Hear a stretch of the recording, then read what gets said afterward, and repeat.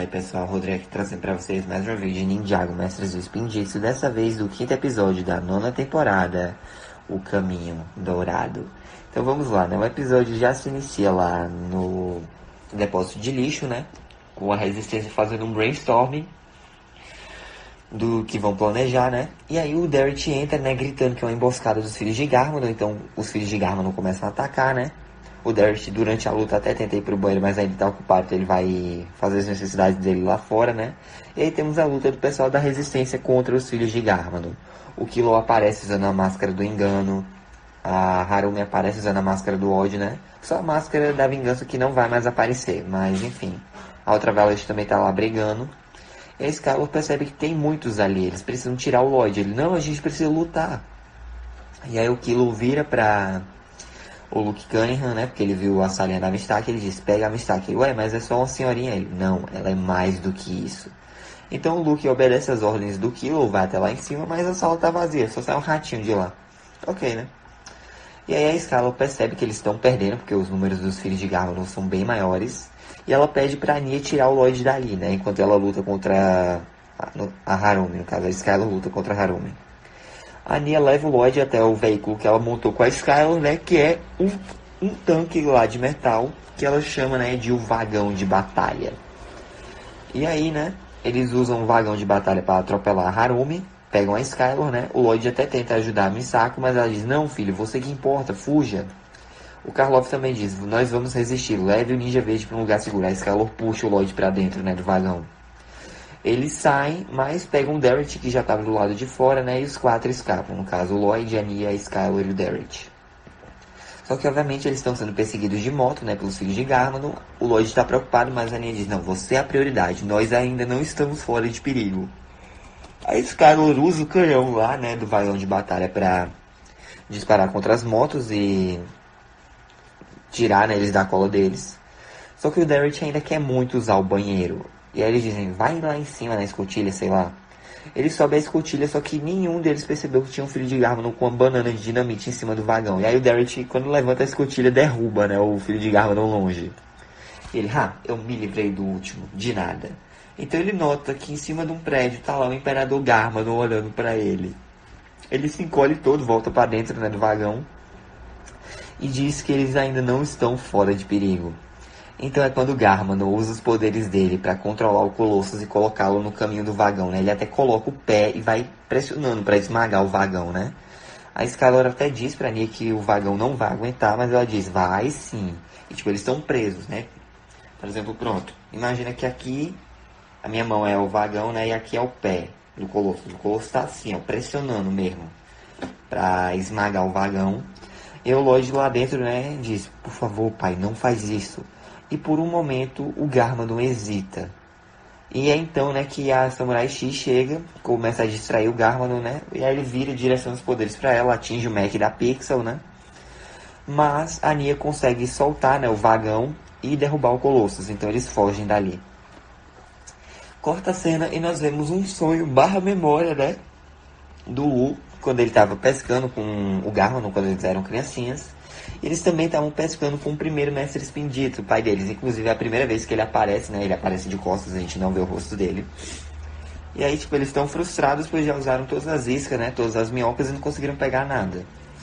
Eles pedem a ajuda do pai e ele diz, filhos, vocês dois nasceram com dons extraordinários. Se vocês acharem que não vão fisgar nada, vocês não vão fisgar nada. Mas se vocês tiverem fé... Então o Wu segue o conselho do pai, né? Tem fé, joga o anzol de novo e consegue fisgar um. E pela força do puxão, é um peixe bem grande. E aí o Garmadon fica tipo, isso não é justo. E o primeiro mestre Spinjitzu responde, o que é justo? Isso é ter fé. E o Garmadon, né, fica com ciúmes e joga o anzol dele longe. A vara, né? O Wu acorda e nós percebemos que ele passou por outro surto de crescimento. Ele não é mais uma criança, ele é um adolescente. Inclusive essa faixa, né, esse penteado que ele tá é bem semelhante ao Cole em Lego Ninjago, o filme. Bem bacana, né? Mas o Wu agora não é mais uma criancinha, é um adolescente. Inclusive, né, o Jay fica, é quem tá todo crescido, né? E o cara até diz, Jay, mas a gente é adolescente. Ele é, adolescentes maduros. Na série, eles nunca deixam explícito a idade verdadeira dos ninja. Mas, baseado em alguns headcanons e confirmações que nós tivemos, pelo menos nos pilotos, a idade dos ninjas era a seguinte: o Zane tinha 40 anos, porque ele tinha sido construído na época da Primeira Guerra Serpentine, né? O Kai e o Cole teriam em torno dos 16, 17. O Jay teria uns 15 anos. Não, o Kai e o Cole teriam uns 16, 17. O Jay teria uns 15. A Nia, ela é confirmada 2 anos mais nova que o Kai, então ela tinha 14 anos nos episódios piloto. E o Lloyd, como ele ainda era uma criança, né, ele não tinha as pernas de adolescente, então ele tinha menos de 13 anos. Eu tenho headcanon que o Lloyd é só 2 anos mais novo que a Nia, então eu acho que ele tinha 12. Só que quando ele tomou o chá lá, né, do amanhã, ele cresceu fisicamente e mentalmente. Então a idade dele continuou a mesma, mas a aparência e a mentalidade dele, na minha opinião, ficou a mesma idade da Nia. E nós sabemos que já se passaram alguns anos, né, desde a primeira temporada até agora a nona. Vamos lá. Os episódios piloto até a primeira temporada, eu acho que se passaram 6 meses. É tempo suficiente para os ninjas ficarem relaxados, mas para o Wayne estar preocupado com o Garma não estar sumido. Da primeira para a segunda temporada, alguns dias. Da segunda para a terceira, eu acredito que se passaram 2 anos e meio, porque para reconstruir Ninjago City, colocar toda a tecnológica e a era dos ninjas meio que ter acabado, né, só o Lloyd continuar como ninja verde. E aí, da terceira pra quarta, eu chuto que uns 4 meses. Da quarta pra quinta, algumas semanas. Da quinta pra sexta, 2 semanas no máximo. Da sexta pra o dia da despedida, né? Ainda tem a trilogia lá da Ilha das Trevas. Alguns meses no máximo. O dia da despedida pra Mãos do Tempo é só um dia, algumas horas, né, no caso. E de Mãos do Tempo pra Filhos de Garmadon é 1 ano. Então, vamos dizer que se passaram pelo menos uns 4 anos dos episódios piloto até essa temporada.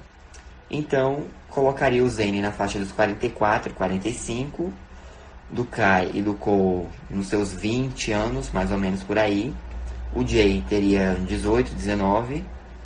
Eu tô mais inclinado a dizer 19, quase 20, porque ele recebeu o aniversário antecipado lá, né? Presente. A Nia já teria 18. O Lloyd, por estar envelhecido, teria a mesma idade da Nia, mas fisicamente ele teria uns 16 por aí. E pelo flashback da Harumi, né, na temporada anterior, a gente sabe que ela tem a mesma idade do Lloyd. Então, a Harumi tem 16 anos aqui. Esclarecido isso, esse headcanon meu, né, vamos lá. Então, eles são jovens adultos na série. Então, falar adolescentes maduros não está tecnicamente errado. Mas voltando para o episódio, né? Os ninjas percebem que o Wu sonhou com alguma coisa e dizem, suas memórias estão voltando, né?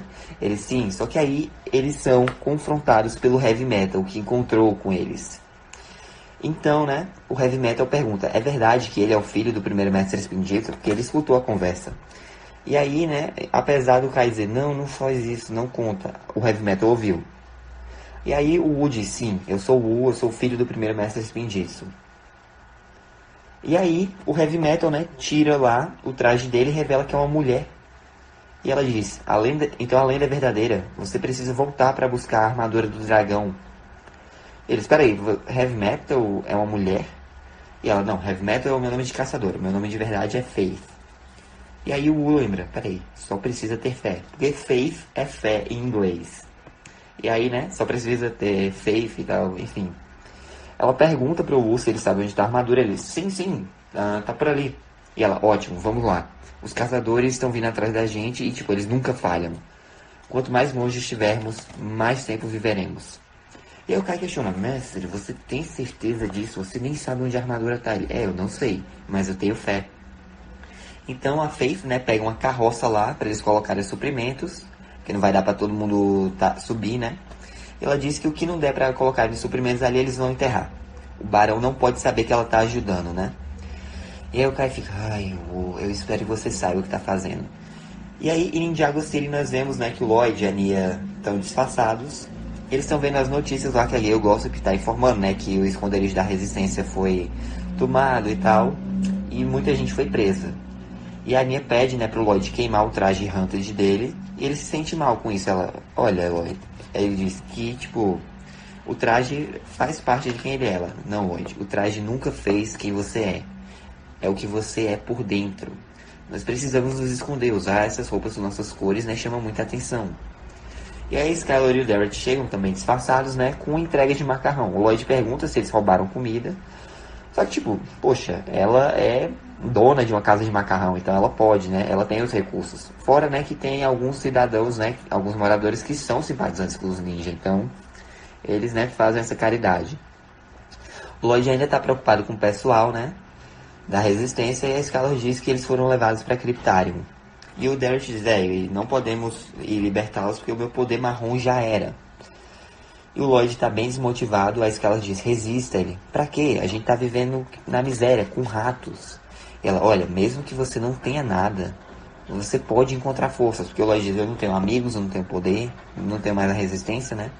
Então um rato falante vem caminhando até eles, o Derek até pega uma vassoura para atacar, mas o rato diz, calma, calma, calma. E aí ele se transforma na Mistake. Então a Mistake pode mudar de forma, né? E ela pega, né, a comida lá, o macarrão que eles trouxeram e diz, tá na hora de contar a vocês quem eu sou de verdade. Ou talvez depois que eu comer, né? De volta no primeiro reino, os ninjas estão lá puxando a carroça de suprimentos. E o Jay lembra, né, de quando eles foram buscar as armas douradas. Que o Wu fez eles puxarem uma carroça, né? O Kai continua sendo pessimista sobre essa armadura, mas o Zane diz que eles precisam de fé. O Wu questiona a Faith, né, porque ela usa máscara, e ela diz que foi ideia do Barão. Ele não queria que os outros soubessem que a melhor caçadora dele é uma mulher. Então ele a proibiu, né, de tirar a máscara.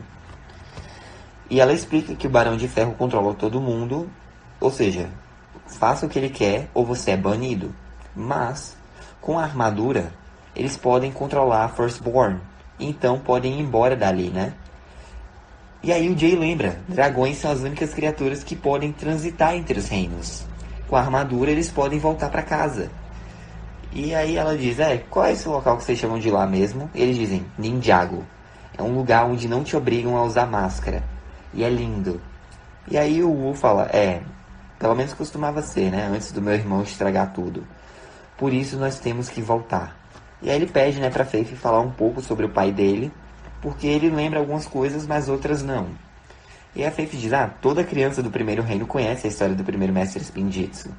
Ele era um híbrido de Oni e dragão. Por isso ele conseguiu, né, criar um vínculo com a Firstborn, a mãe dos dragões, e vice-versa, ela criou um vínculo com ele. Então, com o fogo dela e o metal dele, forjaram a armadura do dragão. E as lendas dizem que ele montou, né, a magnífica fera sem correntes, alçou voo só com o respeito que tinha por ela e ela por ele. Eles tentaram, né, encerrar a guerra devastadora e unir o primeiro reino, mas alguns nunca permitiriam isso, pois afinal de contas, os Oni e os dragões são inimigos mortais. Há certas barreiras que não podem ser quebradas. E aí, né, quando o primeiro mestre Spinjitzu viu que não teria paz, ele ficou arrasado, tirou a armadura e deixou o primeiro reino para sempre, na esperança de encontrar a paz que ele sempre buscou, né? E o Zane comenta que eles ainda buscam essa paz, né? O Wu pergunta o que aconteceu com a Firstborn, e a Faith diz que ela ficou para trás, protegendo fielmente a armadura, né, aguardando pelo retorno do primeiro mestre Spinjitzu. Mas ele nunca voltou, e é por isso que a Faith acha que o Wu possa ser capaz de encontrar a armadura, né? Na verdade, ela tem certeza disso, senão eles vão morrer. Então, né, ao longe eles veem o farol de alguns caçadores. E, tipo, não tem como eles correrem, eles estão no deserto. O cara até sugere lutarem, mas a Faith diz, não, façam o que eu digo e a gente vai viver. E ela coloca lá, né, o disfarce dela de heavy metal. E quem apareceu foi o Daddy No Legs e o Muzzle, né? Ele, heavy metal, que bom, você capturou eles, não foi? Vamos levá-los de volta pro Barão. E heavy metal, né, fala que não. Ele mesmo dá conta sozinho. E aí, beleza, o Daddy No Legs fala, gostei disso, eu vou avisar do Barão as boas notícias. Só que o Muzzle tá desconfiado. Ele fala, né, pro Daddy Long Legs a dúvida dele, e ele olha pra Wu. E diz, ele parece mais alto, só que ele tava disfarçado, né, então faz sentido. Só que o Muzzle ainda não se convenceu, né, e ele continua falando com o Daddy No Legs, e ele também começa a ficar desconfiado. Então o Kai, percebendo que o disfarce vai falhar, né, ele usa as correntes pra derrubar os dois, e os ninjas prendem, né, o Daddy No Legs e o Muzzle. E aí, né, o Daddy No Legs fica, vira pra Heavy Metal, né, e diz, seu traidor, o Barão vai cortar sua cabeça. E eles, né, pegam a carroça do Daddy No Legs, né, também pra fugir. Ele, fujam, vocês não vão chegar longe. O Kai, mas vamos ter vantagem, né? Ele, você pagará por isso, Heavy Metal. Então eles vão embora, né? O Daddy No Legs e o Muzzle estão acorrentados, eles não podem fazer muita coisa. E aí o Kai diz, rumo ao desconhecido. E aí a Faith tira lá, né, o disfarce de Heavy Metal e diz, depois, Ninjago. E assim se encerra o episódio. E é isso, gente, já chegamos na metade da temporada, né? Mas os vídeos de Ninjago para esse mês que eu planejei já encerraram. Então só teremos a segunda metade da 9ª temporada mês que vem. Mas é isso, gente. Fique com Deus coração. Jesus te ama. Um forte abraço. Me sigam nas minhas redes sociais. Não. Eu esqueci o detalhe errado, perdão. Enfim, esse foi o review. Deixa um like, se inscrevam, ative o sino pra não perder nenhum vídeo novo. Fique com Deus coração. Jesus te ama. Um forte abraço. Até a próxima aí. Vejo vocês mês que vem. A resistência nunca desiste. Oh, I'm gonna do this on my own. No point in blaming you, you did not know. Oh.